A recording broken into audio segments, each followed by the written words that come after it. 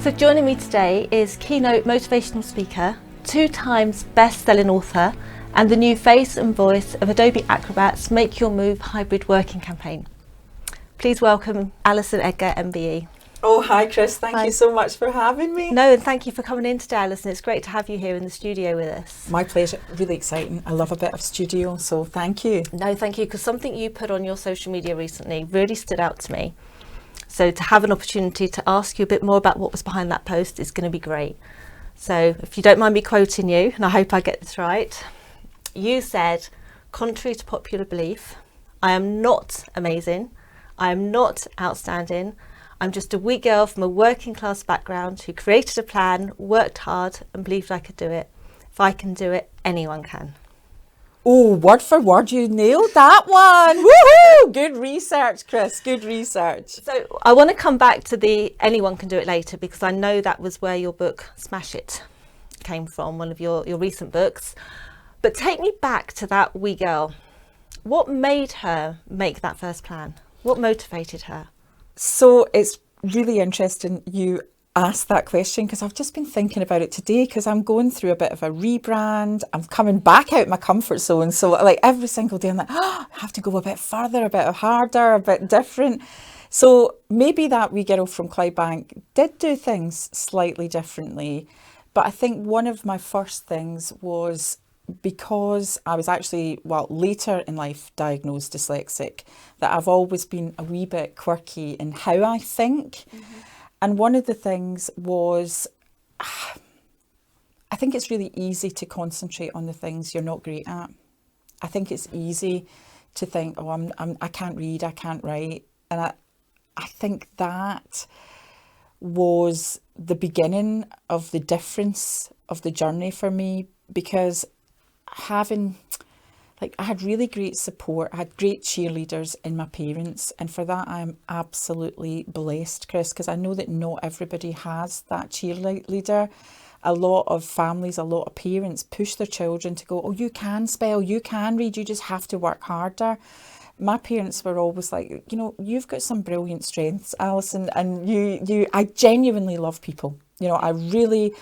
and I've got a great memory for people, and I try my best to enjoy other people's company and really get to know them and listen to them. And I think that was something that I've always known was one of my strengths, is building that relationship and building it really quickly. And if you look at the high school, we hear about, the geeks and the cheerleaders and the jocks. And if you think about High School Musical, I could always be friends with every single person in every single group. So rather than concentrating on the things that I wasn't great at, the academia, the results, I was encouraged by my parents just to focus on the things that I am great at and really double down.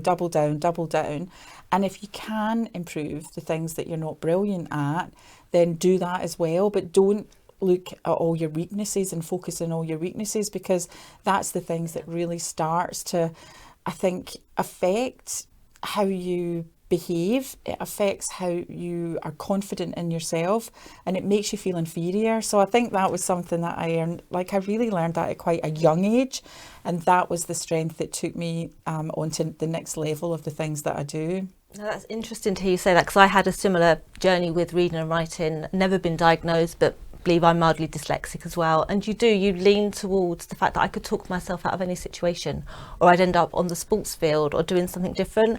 Didn't quite maybe have the same journey that you had with the support. I was always encouraged maybe to try harder with my spelling, which isn't always the best encouragement. I think that's so topical though, because that's what you do. And as a parent, I've got 2 dyslexic sons, and sometimes there's that disconnect that you forget that they are doing their best. And that was the point in that post, really, that you can only do your best. That's all you can do, and working hard and concentrating on doing your best every day. And I think for me, I talk about bringing your A game, and some days, like my A game is, climbing a mountain. Some days it's just getting out my pajamas, Chris. And I think it's forgiving yourself for, that expectation is like, what, have I done my best today? Yeah, I got out my pajamas and I made a meal, or, I dusted, or I hoovered, or I've done whatever that thing is.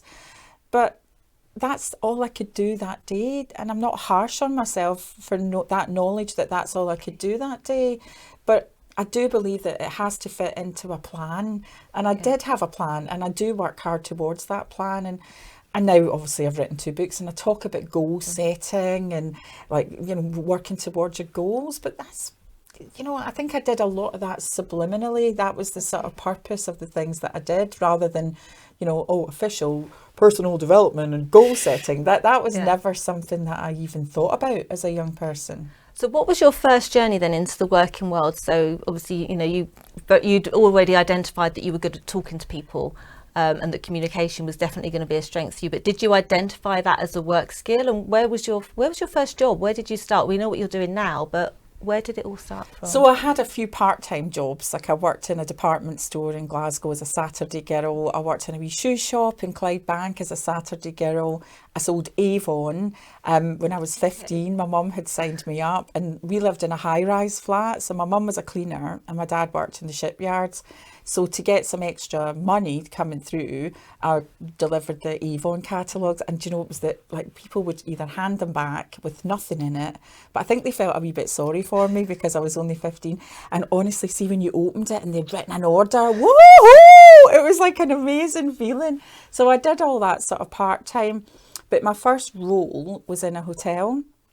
And what happened was, because I was really struggling with the academic side, and it became quite overwhelming because I was trying so hard, and to see the results not happening, I thought, I don't really, this education's not for me. So I was 16, and again, coming from a working class family, and it was the 80s, and, you know, obviously unemployment was really high, specifically in Glasgow, it was really high. And there was a lot of, again, what I would know now as fixed mindset, no idea what it was, but, you know, just go on the dole, you know, you're never going to get a job, unemployment's so high, and, you know, Maggie Thatcher will not give Scotland job. You know, there's a load of that negativity and fixed mindset. So my mum and dad had said, look, you can leave school, but only if you've got a job to go to.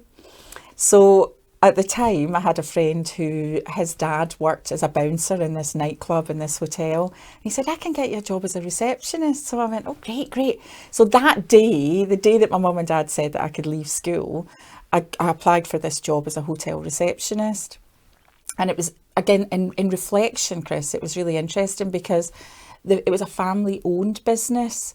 And before they would take me in to work, because I thought, literally, this shows a naivety, hotel receptionist, checking in, here's a key, checking out.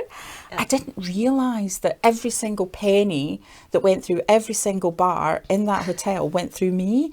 I didn't realise that I'd have to wait on tables. I was emceeing weddings when I was 17 years old. Like I had no idea what the job was. But before I got the job, they wanted to meet my dad. So they had to, like, obviously realise that I would be working till like midnight or 1 o'clock when the bars shut. Like I started work at 7 a.m. because I had to be there for checkout. So my dad had to kind of approve it because I was so young. And literally it was I learned so much, and they loved me because I was a worker, I was a grafter. If they were short in the restaurant, I would jump in. And I think the most important thing that I learned, and I think it's a life skill that I've got now and has really helped me with my own business, is the numbers. So I didn't realise the importance of numbers, but I sound old now, but there was no computers.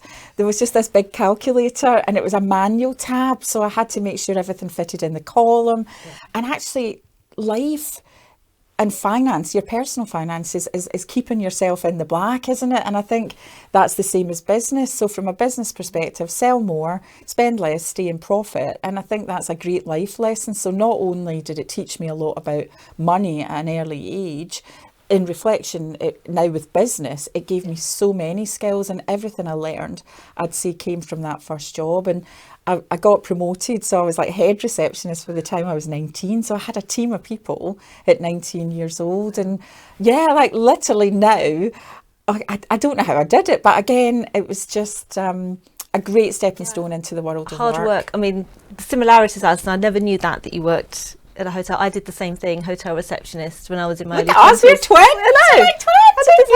And it really is that environment where you learn so many skills because you have to be on your toes the whole time. You don't know what questions coming at you next over that reception desk, or where you're going to be pulled to help out or work. And I think, though, this is the thing, that because a lot of hotel work is back-to-back shift, so you wouldn't finish till midnight, 1 o'clock, but you had to be there at 7.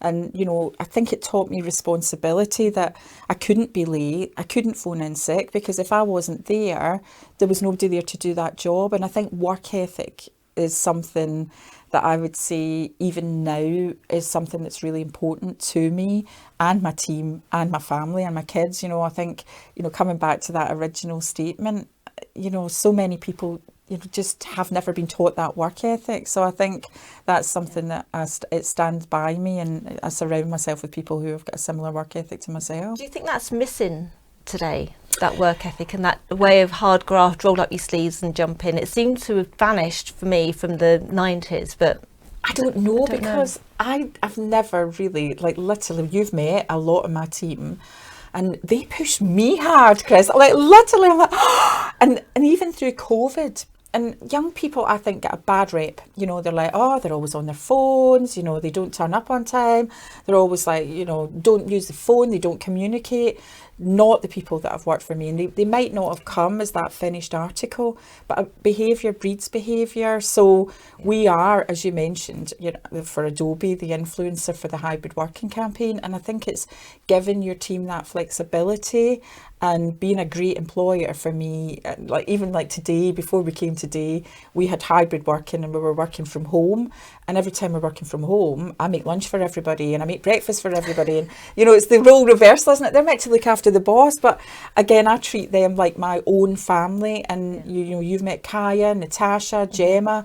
Like, they come back from Australia or Canada, and like, I'm one of the first people that they'll see. I'm the first one that gets the great news, or if they're in trouble, I'm the first one that they'll contact. So I pride myself in bringing the next generation through. And I was speaking at an event, and it wasn't my line, but I thought, oh, I love this line. It's that, as you know, lift as you climb.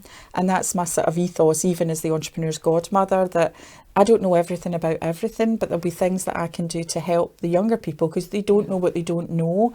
And if I can help them with that, then I feel that's one of my, just one of my missions in life. Definitely. And I know you like sharing, because even as someone who's got dyslexia, you've written 2 books. I have written 2 books. What prompted, I mean, it's my biggest nightmare. If someone said to me, you've got to sit and write a book, I'll procrastinate all the hours to avoid doing it because writing scares me. How did it feel for you? Why did you decide to write your first book? So loads of people talk about your why, don't they? That's like a big thing, you know, oh, what's your purpose? What's your why? So, and first of all, I never really wanted to write a book. I think that's on the record. I'm like, I can't write. And that's like when Gemma and Natasha were there, I'm like, oh, I can't write. And then one day I said, well, hang on, who tells me I can't write? I got a bit sick of telling myself. And I think that's a lesson in life, isn't it? Oh, you can't do this. You're not good enough for this. Oh, I can't. And we do procrastinate, or we're frightened, or we're scared that it all goes wrong. So I made my mind up I was going to write a blog. So the first blog was called Sales and Marketing is Like Golf. And as you know, I talk about that a lot. That's one of my big things, because I believe not a lot of small businesses know the difference between sales and marketing. So I wrote this blog, I don't know, 500 words, probably the grammar was off, I don't know. People loved it. And the team are like, Alison, this is great, you know, you've got to keep doing this blog. And so I kept on doing the blogging. And then Kaya, who you know, she had been with me for a while. And there used to be funding, there was government funding that allowed me to work in a training perspective with small businesses. But in 2015, the funding stopped, it was cancelled. And I thought, how can I help the startups? Because predominantly they don't have much cash, but they need to learn how to sell. How can I do that? And they're like, well, you need to write a book. And I'm like, oh, I can't write a book. I'm dyslexic, I can't do that. So, and I like literally, I tried everything, Chris, not to write the book. So first of all, I got myself a little dictaphone, and I thought, well, you know what? I can just narrate in there. Oh, that was rubbish, because it had no structure, no flow. It was just me rambling, waste of time. The next thing I did, I decided that I was going to, because I can't write, I was going to get a ghostwriter. Oh, that's really easy. I do nothing, they just write. So again, a few £1,000 like off to the ghostwriter, and I thought, I'm going to be an author, I'll have a book. came back and it was really bad. It was just not, again, I've got quite a distinctive tone, and it was more of an academic tone than my kind of down to earth tone. So I literally just cried on the table, and I said to Kaya, what am I going to do? How am I going to write this book? And she goes, well, I'm going to help you. We'll work on it together. You're going to write, I'll help you edit. We'll do it together, like, as a team. And that's literally what we did. So I did some of the writing. I can remember 3 a.m. and I'm writing just like parts of the stories, or like just trying to get it down. And then Kaya did some of the editing. Natasha from Australia did some of the editing. So we kind of did it as a team. Obviously, it's got my name on the front cover, but I never withhold the fact how much help that the team gave me. And then for the second one, Smash It, The Art of Getting What You Want, it was just bizarre, Chris, because again, you know, because you've read the book. So the first book, people were saying, I used your book and I'm getting on better with my partner. I used your book and I've just bought a house and I've saved money.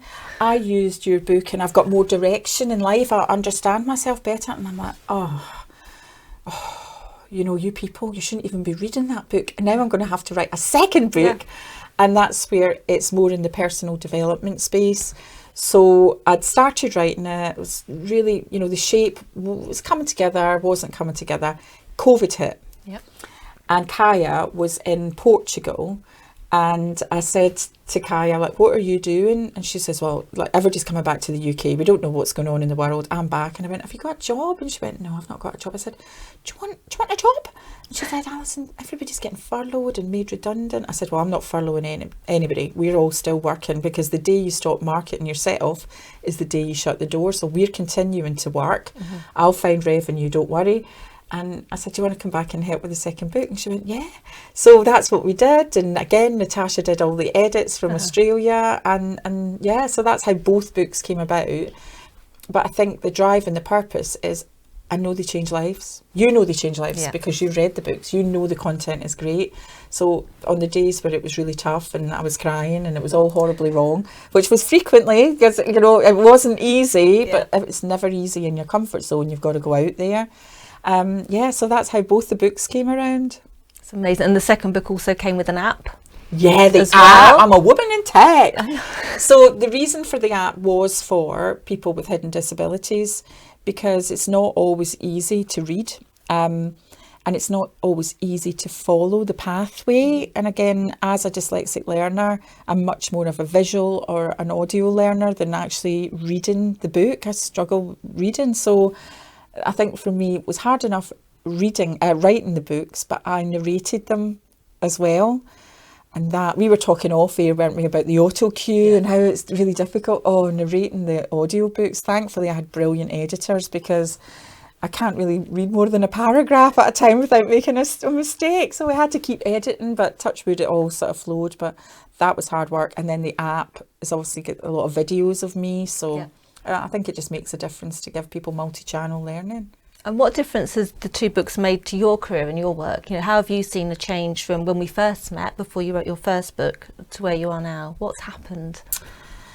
I think it's notoriety. Is that the right word? I think more people know me now because of the books. And I think also it's given me a deeper level of respect, probably isn't the right word, but I think it's, my knowledge is known because you put yourself out there. So I would never describe myself as an expert in any shape or form, but other people would refer me to that. And again, things like now I'm working with big organisations like Adobe, Sky, Amazon, MetLife. I've got a great portfolio of corporate clients, which honestly, Chris, I think at the start of the journey, I put myself in the pigeonhole of small business because I was scared. I was scared that I could never really move into the corporate space because they all knew much more than me. And it was for sure imposter syndrome.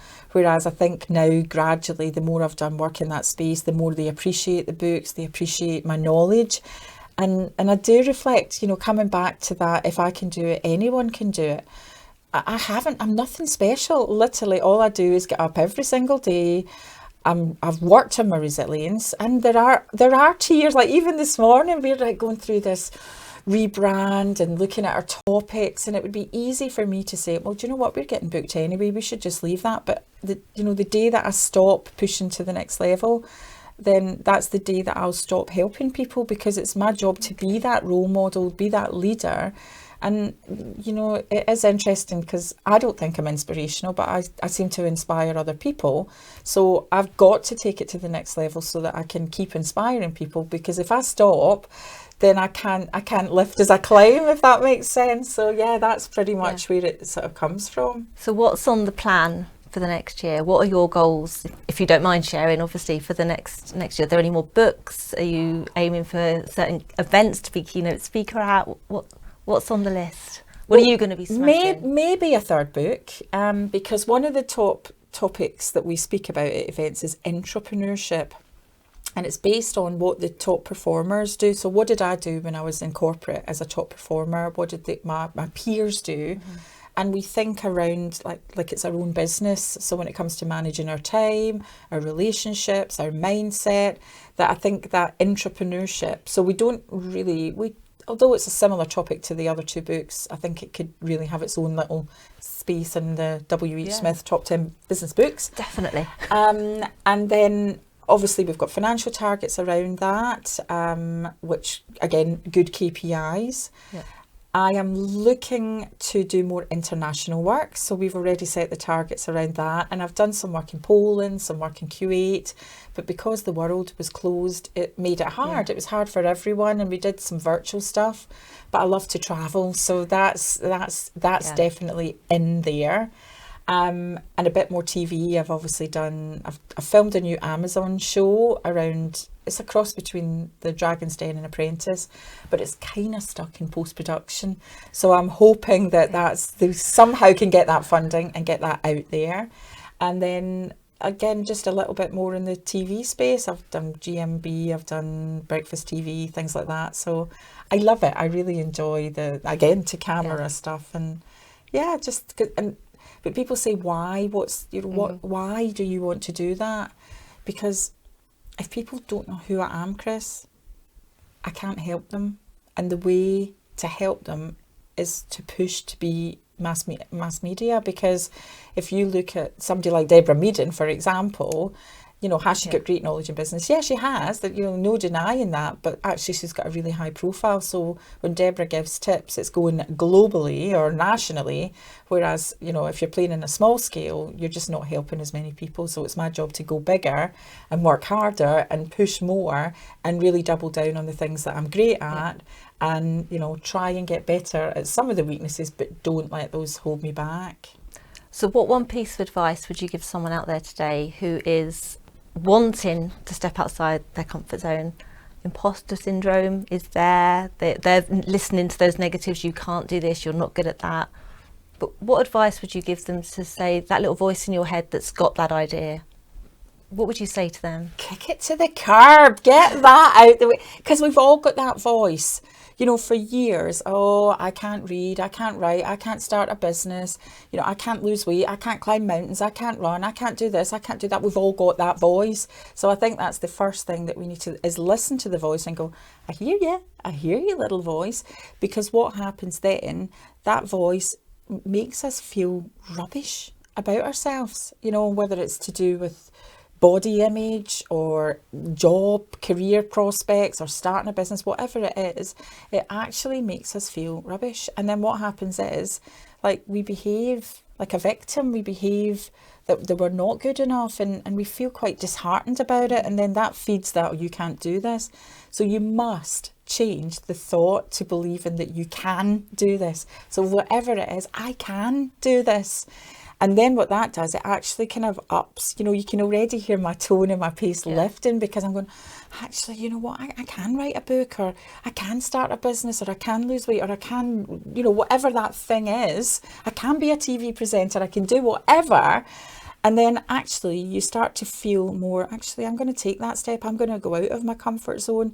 And then when you go out of your comfort zone, actually, it just makes you feel more positive. And it's that mindset that it might not happen first time. Let's face it, you might have to go through the knockback and the rejection, but actually just go through it and then go back to believing that you can do it. So many people try and change that. And then they have, I call it the chumbawamba. they get knocked down, but they don't always get up again. Yeah. And, you know, we're obviously here in Swindon, so I have to talk about ice hockey because that's one of the things Swindon's famous for. And I can remember going to the rink. Yeah. My sons both played ice hockey, the older one specifically, and I'd watch, just people watch, and I'd watch like the young kids, and literally they would fall to the floor, they'd get back up, fall to the floor, get back up. And then you watch old people, or old, I can say that, I'm 54, older people, and they're holding on to the edge, and you can see their face is petrified. I can't get through that bit because I can't skate. And their fear of falling and that failure holds them back from just that chumbawamba moment of getting knocked down and getting back up again. But if you don't let go of the edge, you never feel the magic from the rink. That's and true. Actually skating when you're gliding through and you feel that, oh, there's nothing nicer. And that's what it feels like when you move out of your comfort zone. But if you never move out of that comfort zone and change your can't to the can, you just never experience that magic, and you hold yourself back. Yeah, no, good advice. And I've always got a saying that if you don't ask, the answer's always no. And what's the harm in putting yourself out there? All the time. So I think as well, my tip would be that people get your book, smash it, The Art of Getting What You Want, and work out how to set those goals and move through it, because it's all possible. And you're in it. You feature as a case study. My torment between my need to be organised and analytical and the, well, dancing on the tables, as we call it, isn't it? Without you'll dance on the table, but only if you've done the risk assessment first. But thank you so much, Alison, for coming in and speaking with us today and sharing that with us, you know, in the studio. It's been amazing to hear that journey from that wee girl to where you are now. Oh, thank you. Thank you for having me. No, you're welcome. And thank you for joining us today for another In Conversation With. And today we learned from Alison Edgar MBE how you can set your goals and smash them. So join us next time to see who else is going to join me in the Solo 16 studio to have a conversation about their business and their life path.